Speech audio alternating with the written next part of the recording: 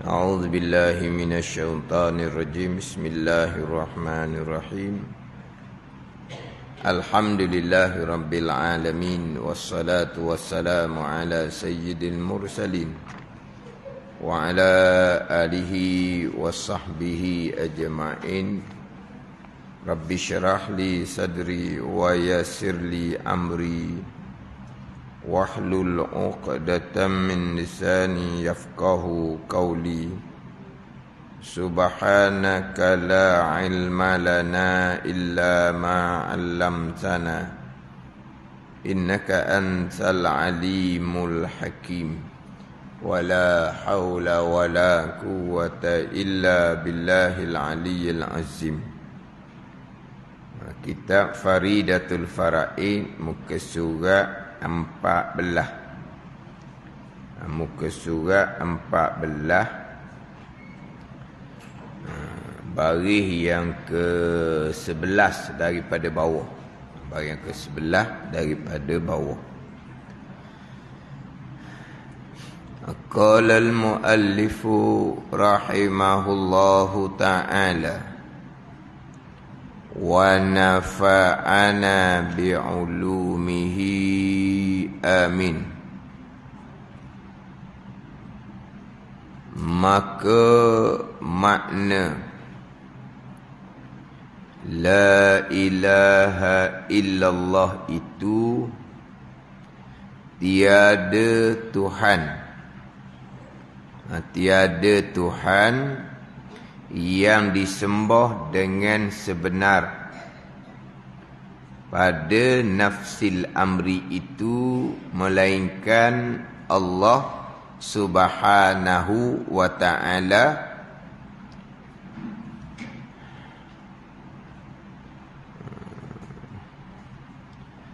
Tiada Tuhan yang disembah dengan sebenar pada nafsil amri melainkan Allah Subhanahu wa ta'ala. Tiada Tuhan.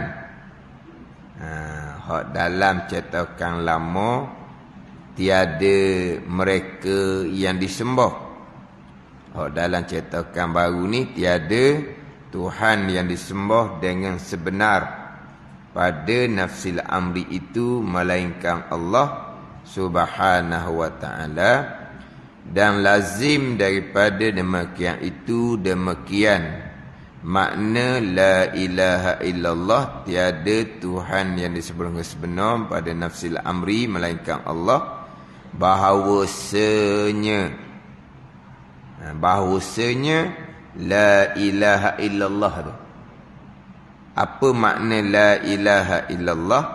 La mustaghniyan an kulli ma siwahu wala muftaqiran ilaihi kullu ma adahu illallah. La mustaghniyan an kulli ma siwahu wala muftaqiran ilaihi kullu ma adahu illallah.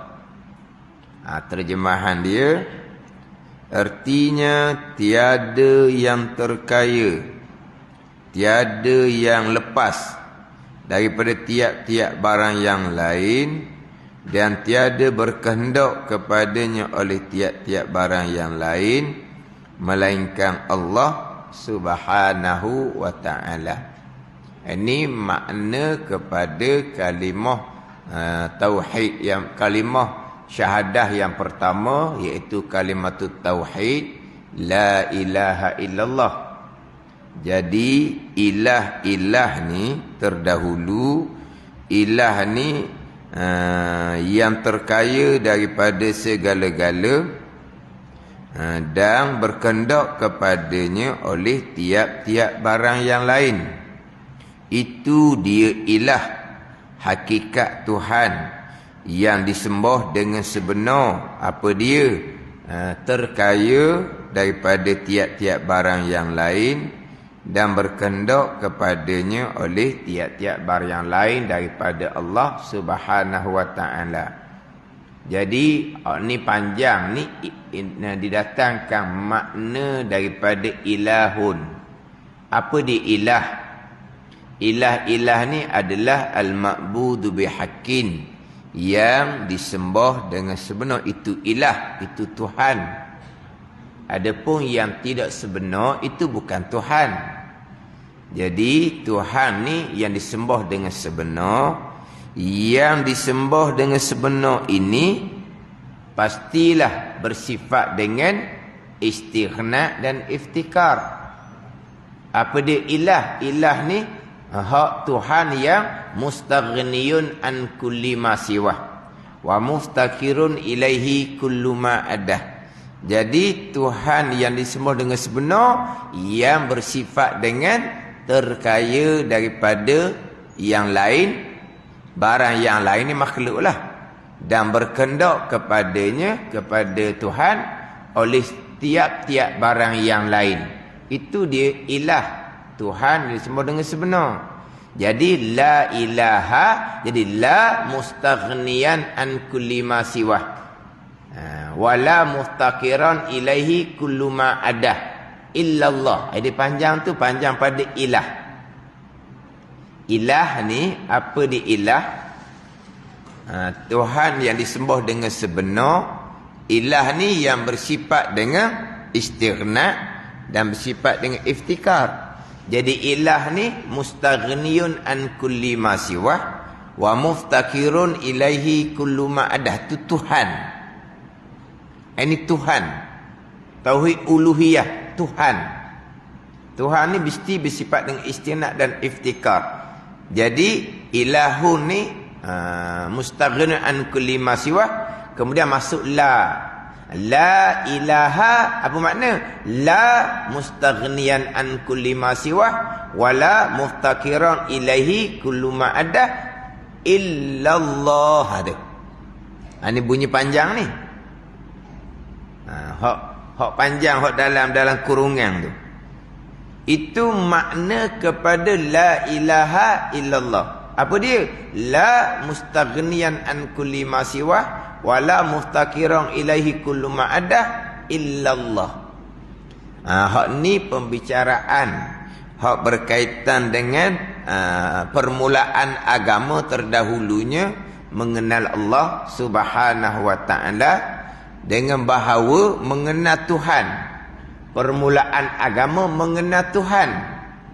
Asma Tuhan ada 99. Jadi pembicaraan adalah mengenal Tuhan, mengenal ilah. Asma bagi ilah ni, nama-nama bagi ilah, kita maklumlah ada 99 nama. Sekarang permulaan agama di awal kitab Faridatul Faraid adalah mengenal Allah mengenal Tuhan. Mengenal Tuhan itu permulaan agama. Mengenal Tuhan dengan makna mengenal, mengetahui dan berpegang akan sifat Tuhan, sifat wajib, sifat mustahil, sifat harus. Itu mengenal Tuhan. Maka jalanan yang masyhur kitanya jalanan sifat 20. Kemudian lawang dia 20. Satu sifat harus. Jadi nanti yang terkandung di bawah la ilaha illallah adalah 41 sifat. Jadi hak pembicaraan berkaitan dengan sifat Allah yang 20 ni terkandung di bawah ni lah istighna dan iftikar. Jadi sekarang apabila selesai membicarakan sifat Allah, selesai membicarakan sifat Rasul, balik semula kepada la ilaha illallah Muhammadur Rasulullah. Yang mana pembicaraan sifat Allah, sifat Rasul ni yang masyhur kitanya aqaidul iman yang 50, yang mana itulah dia permulaan agama, mengenal Tuhan dan mengenal yang bawa kita kepada mengenal Tuhan, iaitu Rasul. Permulaan agama mengenal Tuhan. Jadi nak kenal Tuhan ni, yang bawa kita kepada kenal Tuhan, Rasul. Jadi permulaan agama bukan hanya mengenal Tuhan. Permulaan agama termasuk mengenal akan Rasul yang bawa kita kepada mengenal Tuhan. Jadi mengenal Rasul ni didatangkan 4 sifat yang wajib, 4 sifat yang mustahil, 1 sifat yang harus, 9. Jadi hak permulaan agama mengenal Tuhan dan mengenal Rasul ni yang terkandung di bawah aqaidul iman yang 50. Simpulan-simpulan iman yang 50. Jadi yang 50 ni lah yang terkandung di bawah asyhadu an la ilaha illallah wa asyhadu anna Muhammadar Rasulullah. Dia dua kalimah syahadah itu bahagian Islam. Yang bicara sekarang adalah bahagian iman. Dua kalimah syahadah itu rukun Islam yang pertama. Itu bahagian Islam. Kita tauhid, kitab tauhid ni membicarakan bab iman.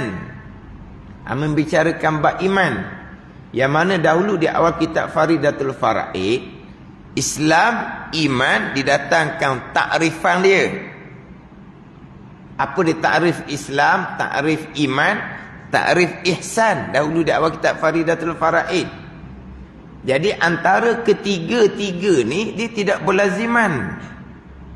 Orang Islam ada yang tidak beriman, orang munafik.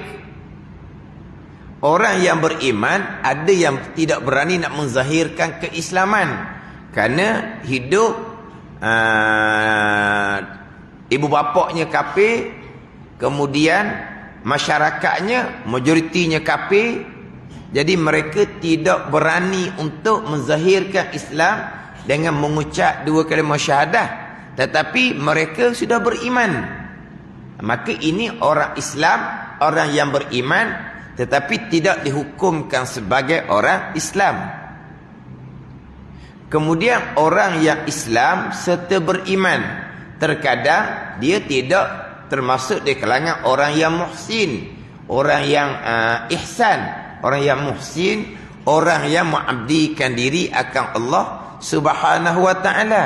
Dia orang Islam yang beriman, tetapi dia banyak derhaka kepada Allah, maknanya dia bukan orang muhsin. Jadi ada orang Islam yang beriman tetapi tidak mengabdikan diri akan Allah. Hak Tuhan wajibkan, ada yang ditinggalkan.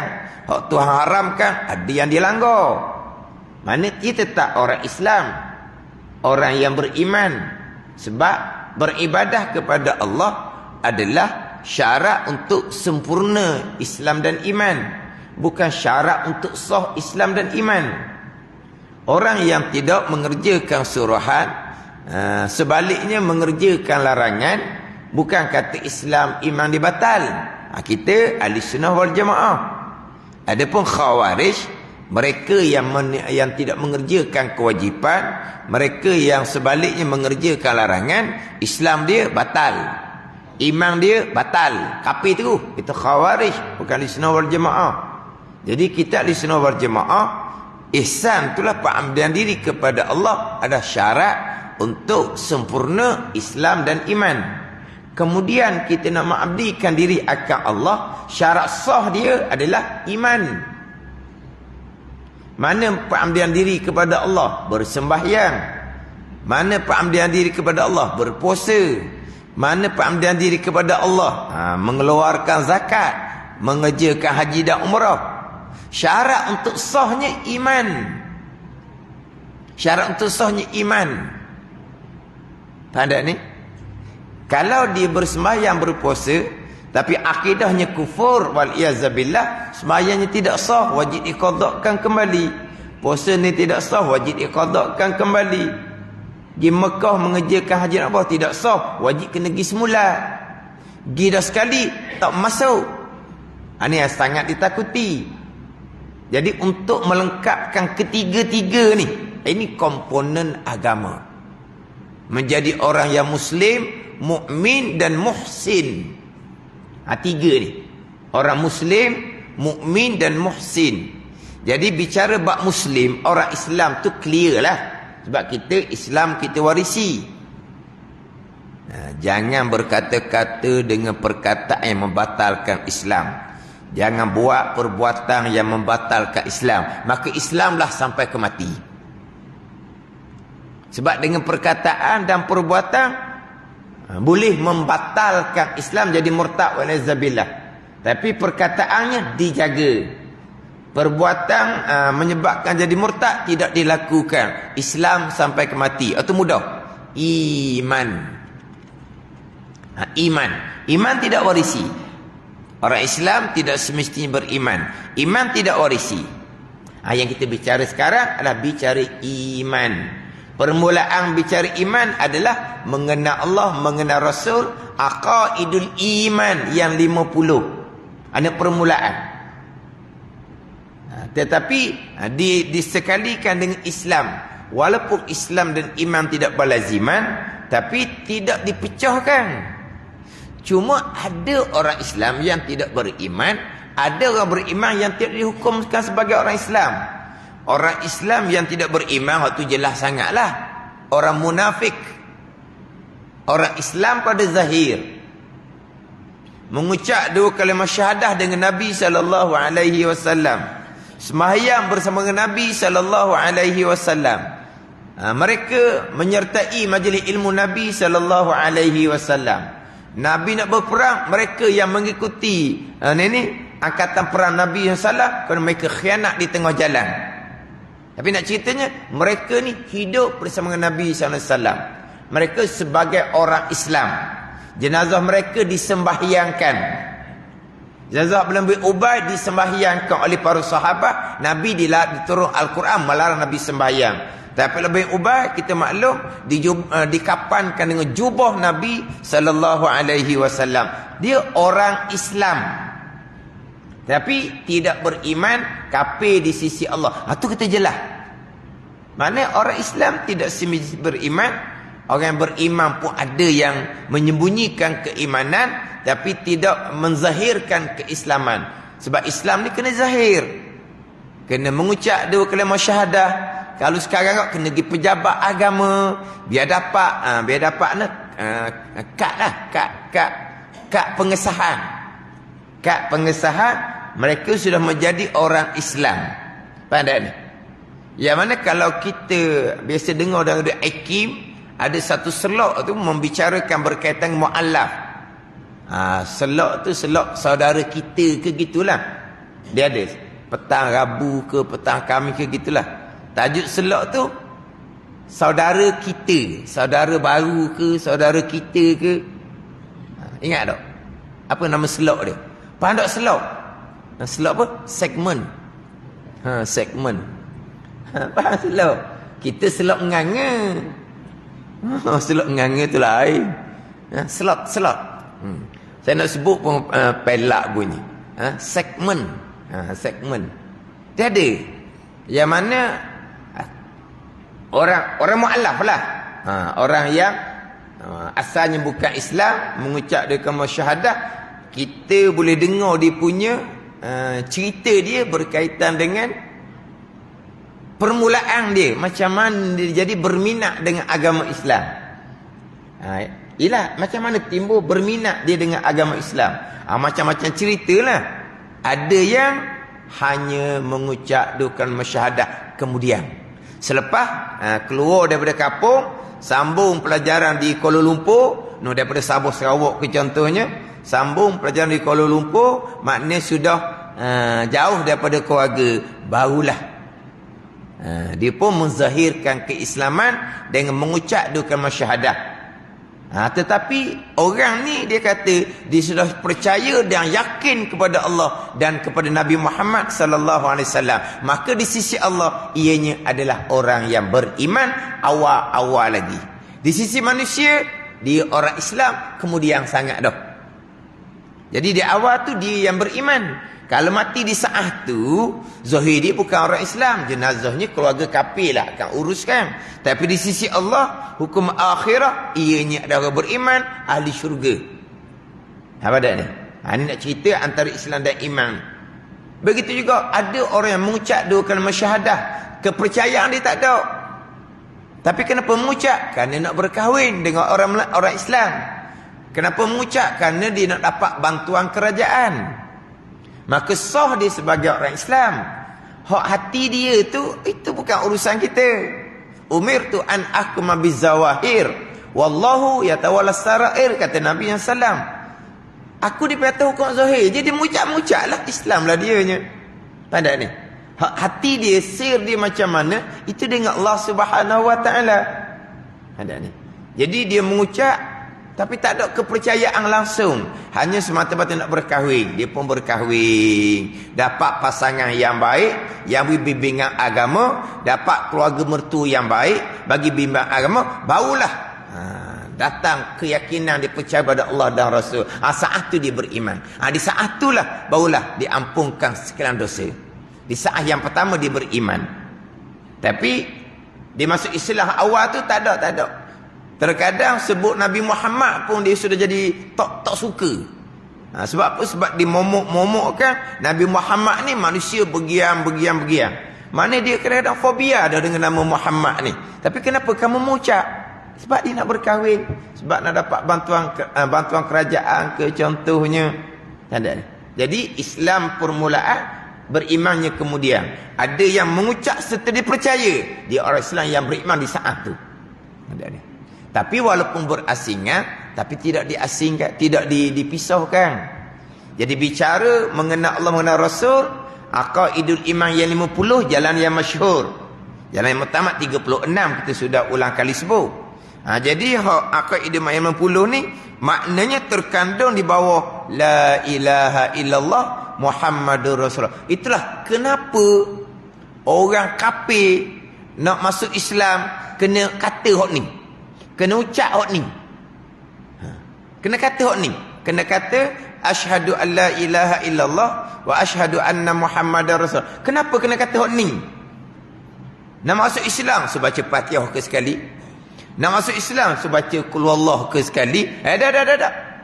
Nak masuk Islam kena selawat ke sekali. Ada. Kena sebut ni. Kena kata dua kalimah ni. Sebab apa? Sebab terkandung dua kalimah ni permulaan agama mengenal Allah, mengenal Rasul. Jadi kamu nak masuk Islam, kena mulakan dengan dua perkataan, dua kalimah ni.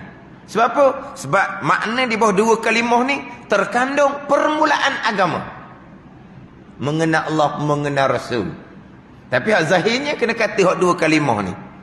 Tapi terkadang hanya berhenti kata di dua kalimah, lepas tu setakat zahir je. Hak makna terkandung ni permulaan agama mengenal Allah dan Rasul, tak peduli langsung. Ada juga gitu. Ada juga gitu. Islam lama sangat dah. Semayang bang pun tidak. Dah boleh pasangan yang, yelah, boleh pasangan yang sama-sama lah. Dah jumpa mana pasangan tu, boleh berkahwin tu. Jumpa di kelak-kelak malam, contohnya lah.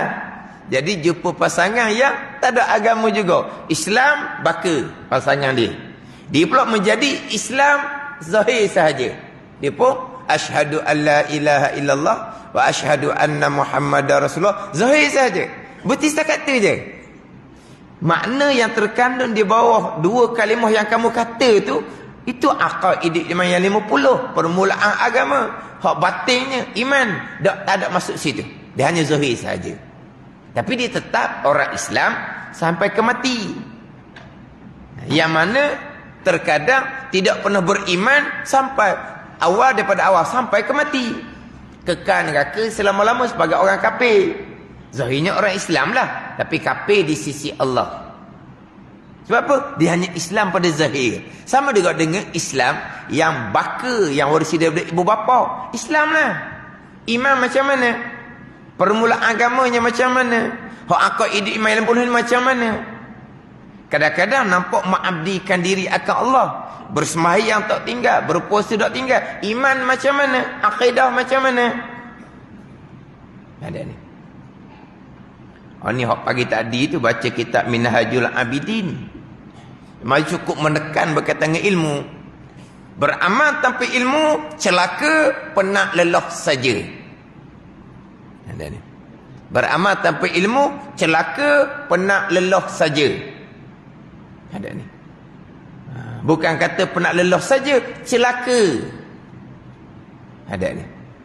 Orang yang celaka, penat lelah saja, beramal tanpa ilmu, terutama sekali ilmu akidah. Ilmu yang pertama ni, mengenal Allah, mengenal Rasul. Ilmu yang pertama. Yang mana hak berkaitan dengan mengenal Allah, permulaan agama ini merangkumi beriman dengan Allah dan merangkumi beriman dengan qadar dan qada. Sebab qadar dan qada macam sebut minggu lepas lah, dalam kitab Faridatul Faraid ni panjang bicara pada sifat iradah. Panjang bicara dalam sifat iradah, pembicaraan qadar dan qada. Didatangkan manakah pegangan yang khilaf pada kafir, manakah pegangan yang kafir ijma' ulama. Hak kafir ijma' ulama dan kitab Faridatul Faraid ni bukan penyembah berhala. Orang Islam pada zahir yang terkadang bersembahyang, berpuasa, tapi berakidah yang kafir ijma' ulama, imannya tidak sah. Dia tidak ada permulaan agama mengenal Allah Subhanahu wa taala yang bersifatnya kudrah dan iradah. Jadi hak ilmu ni, hak dalam kitab Minhaj pun tekan berulang kali. Kena jelas molek manakah hak permulaan agama, hak mengenal Allah, mengenal Rasul ni. Manakah hak huraian tafsir sifat kudrah iradah, qadar qada, manakah hak pegangan yang sebenar, pegangan yang salah. Sebenar, salah, kedua-dua kena jelas, kena nyata. Tak ada ni celaka, tak ada agama. Walaupun bersembahyang, berpuasa sekalipun. Yang mana terkadang kalaulah yang celaka tu ada tanggungjawab, anak isteri kadang dikekalkan dengan jalan yang sama, jalan celaka, wa amal ibadah penat lelah saja. Tapi ini bahagian masing-masing. Sebab baik iman dan taat qada azali, syurga qada azali, jahat, kufur dan maksiat qada azali, neraka qada azali. Qadar ketentuan azali. Sebab kita di surah Iman ni qadar ketentuan azali. Malam nanti di masjid Wakaf Tembusu qada ketentuan azali. Tukar juga dah, nak kena teringat je. Sebab di surah Iman ni qadar qada, qadar iradah, qada qudrah. Tu jalanan Imam Maturidi. Jadi hak masjid Wakaf Tembusu malam ni qada iradah, qadar qudrah Asy'ari. Jadi saya pun kadang-kadang tengok kepada tempat, tak tetaplah. Sebab saya dulunya lebih kepada bertanya. Macam mana kita di sini ni? Qadar qada ke qada qadar? Ikut hak jawablah. Hak jawab tu hak suara kuat sikit. Dia pun jawab qadar qada. Dah mula qadar qada tak pindah dah lah. Ada seorang suara kuat, qada qadar ustaz kita ambil qada qadar. Tu sampai ke sudah. Tak tukar dah. Tapi kadang-kadang nak kena sebut tu kena mikir di mana ni. Qadar qada di surah Iman dengan masjid Gelung Bilal malam satu tu qadar qada. Hal lain qada qadar. Radio pun saya bawa qada qadar. Radio Terengganu FM pun qada qadar. Radio Mani FM pun qada qadar. Saya bawa qada qadar. Sini dak ni qadar qada di surah Iman. Bicara bab iradah qadar, bicara bab qudrah qada. Manakah pegangan yang sebenar, manakah pegangan yang terpesong, hak khilaf pada kafir, hak kafir je ulama, hak mana? Ada ni.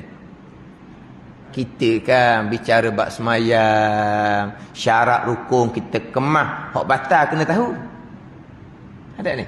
Syarat rukun kemah, hak batal pun kena tahu. Ada ni. Hak batal cara apa lagi? Dah, hak batal kena tahu. Tak ada syarat batal lah. Dah kan syarat kan? Apa dia syarat? Suci daripada hadas. Itu syarat. Lepas tu batal. Datang hadas ketika sembahyang. Memanglah batal. Faham? Suci dan najis. Syarat. Dalam sembahyang kena najis. Batal. Hak tula je. Hak tula dah pandai ni. Syarat. Nak sah sembahyang. Ini syarat. Dalam sembahyang tiba-tiba terkena najis, cicak berok atas tubuh contohnya. Dah syarat sah dia suci dan najis. Tengah sembahyang kena najis, batal. Dah. Hak kena najis batal ni letak tajuk suku. Ni pekau. Hak yang kita nak hak syarat hukum dibicarakan, hak batal bicara. Kena jelas dua-dua. Macam kita bicara ilmu tasawuf. Ikhlas lawan dia riak. Ikhlas bicara lain. Riak bicara lain. Walaha ikhlas apa dia ikhlas? Sebaliknya riak lah. Riak apa dia riak? Sebaliknya ikhlas lah. Dah. Ikhlas tajuk suku. Riak tajuk suku. Hak kita nak semadar hati bicara suku, ikhlas. Hak kita nak bersihkan hati kita bicara suku, riak. Sama juga. Akidah sebenar yang kita nak berpegang jelas. Akidah yang salah yang kita nak pelahirakan kena jelas. Ni bab iman. Hak permulaan agama, hak mengenal Allah Subhanahu wa taala. Jangan kita terawang-awang, tak jelas. Manakah akidah Ahlussunnah wal Jamaah, tapi di mulutnya akidah Ahlussunnah wal Jamaah, akidah Ahlussunnah wal Jamaah di mulut. Mana dia akidah Ahlussunnah wal Jamaah? Ini kena jelas. Sebab apa? Ni permulaan agama. Hak zahirnya dua kalimah syahadah. Hak dalamnya mengenal Allah, mengenal Rasul. Kita mengenal Allah sekarang.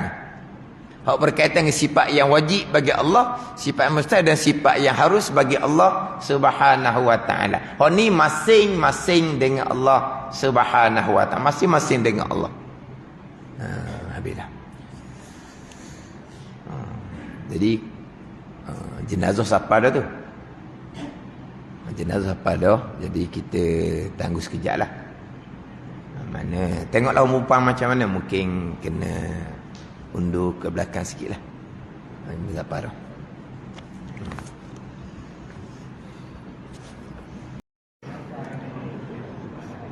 Maka makna la ilaha illallah itu tiada Tuhan yang disembah dengan sebenar pada nafsil amri itu melainkan Allah, dan lazim daripada demikian itu bahawasanya la ilaha illallah ni makna dia apa? Makna dia la mustaghniyan an kulli ma siwahu wa la muftakiran ilaihi kullu ma adahu illallah. Artinya tiada yang terkaya daripada tiap-tiap barang yang lain. Barang yang lain ni selain Allah, makhluk lah. Dan tiada berkendak kepadanya oleh tiap-tiap barang yang lainnya melainkan Allah Subhanahu wa ta'ala. Itu makna kepada la ilaha illallah. Makna dianya tiada Tuhan yang bersifat dengan istighnaq dan iftikar melainkan Allah Subhanahu wa ta'ala. Jadi la ilaha illallah itu zahir bagi yang Islam. Apakah makna yang terkandung di bawah la ilaha illallah tu? Pergi kepada iman. La ilaha illallah tu bagi yang Islam zahir. Makna yang terkandung di dalam la ilaha illallah itulah pergi kepada permulaan agama, mengenal Allah Subhanahu wa ta'ala. Jadi la ilaha illallah ni kita maklumlah, ianya adalah kalimatut tauhid, kalimah yang menunjukkan atas keesaan Allah Subhanahu wa ta'ala, kalimah yang menunjuk atas keesaan Allah Subhanahu wa ta'ala. Itu la ilaha illallah. Kalimah di atas keesaan Allah Subhanahu wa ta'ala. Sebab asas kepada mengenal Allah adalah mengesakan Allah Subhanahu wa ta'ala. Mengesakan Allah pada zat, sifat, itu baik. Mengesakan Allah pada perbuatan, tidak mensyirikkan Allah pada perbuatan, itu dia permulaan agama. Kalau mulutnya la ilaha illallah tapi tidak berakidah dengan mentauhidkan Allah Subhanahu wa ta'ala, tak ada nilai. Memanglah la ilaha illallah tu selebih-lebih zikir. Afdalu zikri la ilaha illallah. Tu Nabi kata. Selebih-lebih zikir la ilaha illallah. Afdalu ma qultu ana wan nabiyyuna min qabli la ilaha illallah. Selebih-lebih barang yang aku kata dan selebih-lebih barang yang Rasul sebelum aku kata. Apa dia? La ilaha illallah. Ada miftahul jannah la ilaha illallah. Anak kunci syurga la ilaha illallah. Bukan hanya zahir di lidah, tetapi serta mentauhidkan Allah pada iman, pada pegangan. Itu dia hak permulaan agama. Hak la ilaha tu hak zahir. Kalau orang kafir nak masuk Islam, kena mengucap 2 kalimah syahadat. Itu zahir. Tapi daripada hak zahir itulah, apa makna la ilaha illallah? Ini pergi kepada istighna, iftikar. Ini yang kita bicara sifat 20. Sifat 20 ni lah yang terkandung di bawah makna la ilaha illallah. Zikir banyak-banyak la ilaha illallah. Tapi sebaliknya kalau mensyirikkan Allah Subhanahu wa taala, itu dia panggil kecelakaan. Orang kita minhaj saya sebut tadi tu celaka. Lidah la ilaha illallah, tapi akidahnya tidak mentauhidkan Allah. Rokok, sujud, semayang, tapi akidahnya tidak mentauhidkan Allah. Ini celaka. Ini semua cerita ni cerita orang Islam. Tak ada cerita penyembah berhala, cerita orang Islam. Ni bab iman, bab permulaan agama mengenal Allah Subhanahu wa taala, aqaidul iman yang 50. Yang mana tempat kita ni dulu-dulu sebut aqaidul iman yang 50 tercengang. Mana hak 50? Tak tahu nak jember, tak tahu nak tuju. Kemudian sifat 20 hafal masa budak-budak gitu je. Bayangkan permulaan agama mengenal Allah, mengenal Rasul, aqaidul iman yang 50, sifat 20 hafal gitu je. Tak penting pun. Semayang tak tinggal, puasa tak tinggal. Kalau sampai ke mati seumpama tu, tak ada, celaka dia panggil. Orang yang celaka. Yang mana terhalang daripada ilmu yang pertama. Lepas tu Nabi kata wayuhramul asya, dan ditegah, dihalang akan ilmu akan mereka yang Tuhan takdirkan pada azal, orang yang celaka. Orang yang celaka yang Tuhan takdirkan pada azal, Tuhan akan takdirkan ianya tertegah daripada ilmu. Terutama sekali ilmu yang pertama ni, ilmu mengenal Allah Subhanahu wa ta'ala. Ilmu mengenal Allah Subhanahu wa ta'ala. Jadi hak bicara sifat Allah yang lalunya, hak ni lah yang termasuk di bawah makna la ilaha illallah, istighna dan iftikar. Kita istighna, iftikar kadang tak pandai nak sebut. Istighna, Allah terkaya daripada tiap-tiap yang lain. Allah terkaya daripada tiap-tiap yang lain. Allah menjadikan makhluk sekalian, Allah terkaya daripada yang lain. Allah perlu kepada bantuan siapa-siapa untuk menjadikan makhluk Allah. Allah terkaya, Allah lepas, Allah tidak berkendak, Allah tidak berhajah. Itu Allah menjadikan. Ni sekarang ni tengah siap ada ni. Ni tengah ada dah, ni tengah ada dah. Gerak diam yang Allah Ta'ala jadikan, Allah istighna, terkaya. Yang mana gerak diam tetap perbuatan Allah Subhanahu wa ta'ala. Kalau Allah terkaya ketika menjadikan manusia, menjadikan makhluk, Allah tidak berkendak kepada yang lain untuk menjadikan makhluk. Lepas Allah jadikan makhluk, Allah pun serah kepada makhluk lah pula. Kamulah yang uruskan diri kamu sendiri. Allah hanya mengetahui, Allah hanya melihat. Jadi Allah jadikan makhluk. Kemudian untuk gerak dia makhluk, Allah serah kepada makhluk pula. Mana terkaya Allah Subhanahu wa ta'ala? Mana iftikar berkendak yang lain hanya kepada Allah Subhanahu wa ta'ala? Pada ni. Sebab itulah mereka yang berpegang mensyirikkan Allah pada perbuatan, lucu istighna dan lucu iftikar, lucu tauhid uluhiyah. Tidak ada la ilaha illallah kalau mensyirikkan Allah pada perbuatan. Allah jadikan makhluk kan? Lepas tu Allah serah tugas pada makhluk lah pula, yang pilih sendiri, yang buat sendiri. Allah hanya mengetahui, Allah hanya melihat. Tapi yang berlaku tu Allah buat? Tidak. Mana terkaya Allah? Jadi Allah buat makhluk dengan kehendak dia. Lepas tu siaplah apa yang berlaku dia berlaku. Ada. Allah serah pula kepada makhluk. Mana istighna Allah? Pada ni.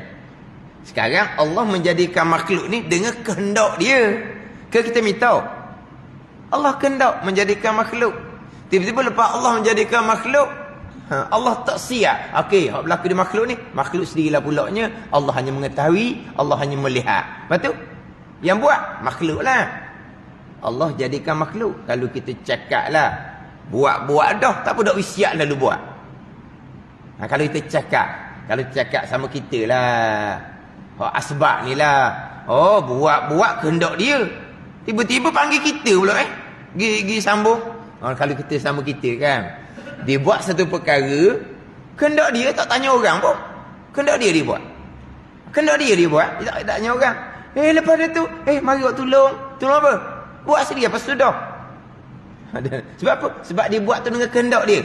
Tak tanya orang sepatut dia nak buat. Jadi lepas buat, lepas tu panggil pula orang. Sebab apa? Dia tak lepas dah, tak larat nak buat seorang. Jadi Allah buat makhluk ni dengan kehendak dia. Lepas tu panggil makhluk pula, uruskan perbuatan makhluk. Serah pada makhluk pula, gerak diam, gitu. Allah hanya mengetahui, Allah hanya melihat. Mana istighna, iftikarnya mana? Mana dia? La ilaha illallah, kalimat tauhid mana? Ni pegangan. Ada ni. Kalau macam kita menasabah lah.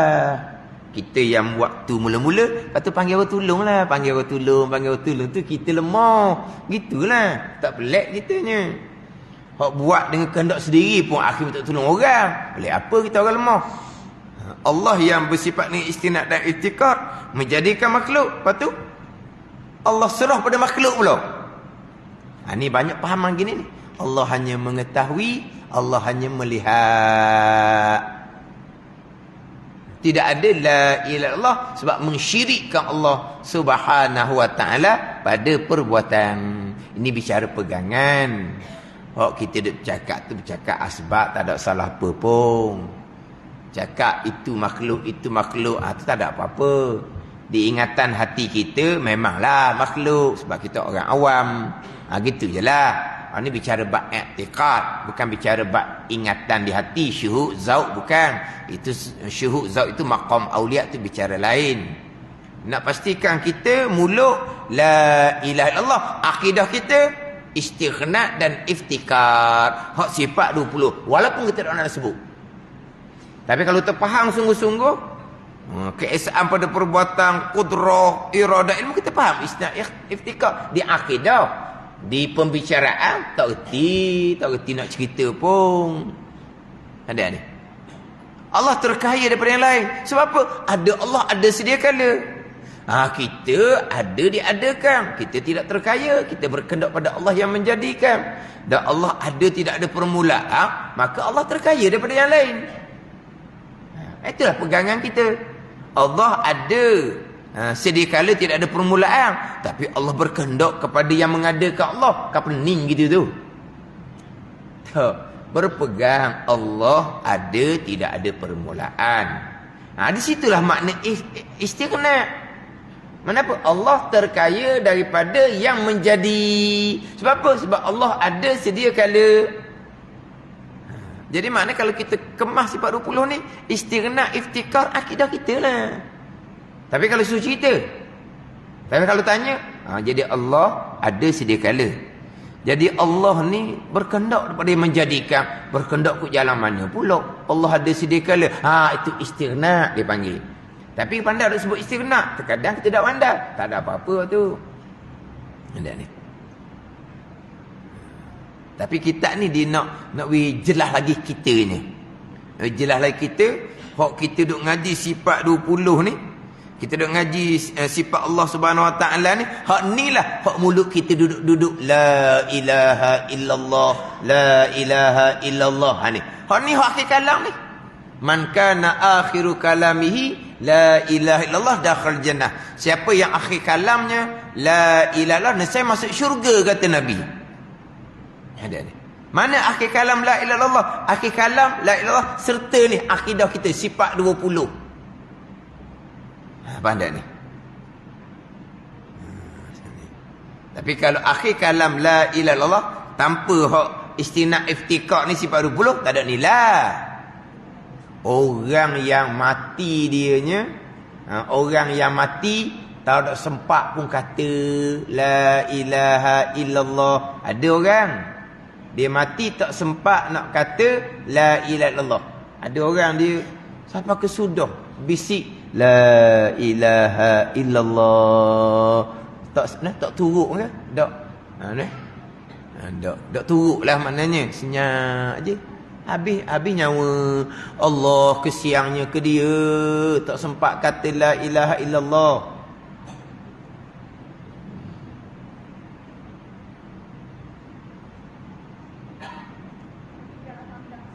Ha? Mana? Hingga dalam tandas baru saat ni. Aku nunggu bang lah. Takut aku cari. Oh, lelaki puang lah. Bik puang ke ni? Ha? Sebab tadi ada kot puang lagi. Masa jenazah dia ada puang lagi. Ha? Nak umum macam mana kalau ikut kelas tak apalah, ada beg tinggal dalam tandas. Takut beg tinggal dalam tandas daripada tadi kot. Tandas apa perempuan? Ha? Ha? Mi, cuba Mi tengok. Ada IC tu. Ha? Tak apa, buka sini je. Tengok IC. Ha, tengok sini ya. Takut buka beg opuang ni. Ha, slow-slow je. Slow-slow. Ada cari beg. Tak ada beg duit. Ada.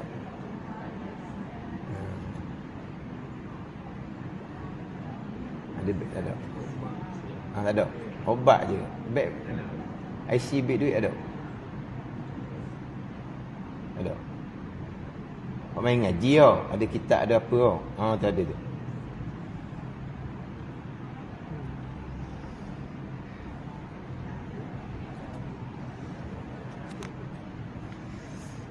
Hasnah binti Ismail, Pesara, Kampung Kota Mane.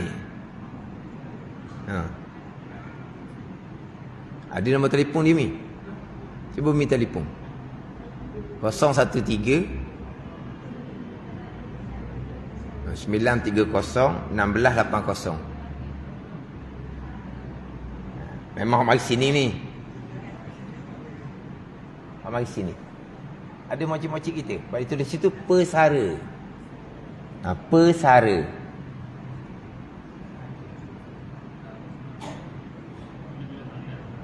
Ha? Dah sekarang beg dan tandas tuang keluar dah lah. Hasnah Ismail, Kampung Kota. Kampung Kota. Kalau kita sebut kota mana, pening cari kota mana macam kota baru bunyi. Bukan kota mana, Kampung Kota. Ha, mana tu lah. Kalau kota mana macam kota baru. Kampung Kota. Tahu tak Kampung Kota tau? Ha. Dekat Tualang tau. Ha. Ada.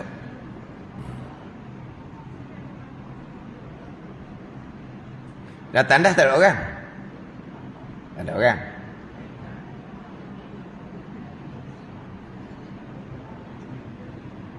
Tak apalah, kita tinggal ke masjid ni lah. Ha? Tak, tinggal ke Haji Sopi lah. Mana kalau ada kemudian tu, jumpa pihak masjid lah. Ha.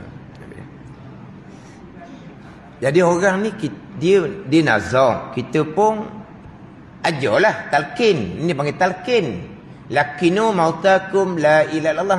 Nabi perintah ajar orang nak mati tu dengan la ilaha illallah. Tapi jangan sebut talqin. Kita sebut talqin orang kita, talqin lah di nazak tu. Ha? Talqin? Buku talqin dia ingat nak bawa, dia kata. Oh, tu talqin lepas ke bumi.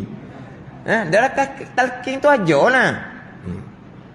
Kita pun ajarlah la ilaha illallah, dia tak turut. Senyap siapa ke mati.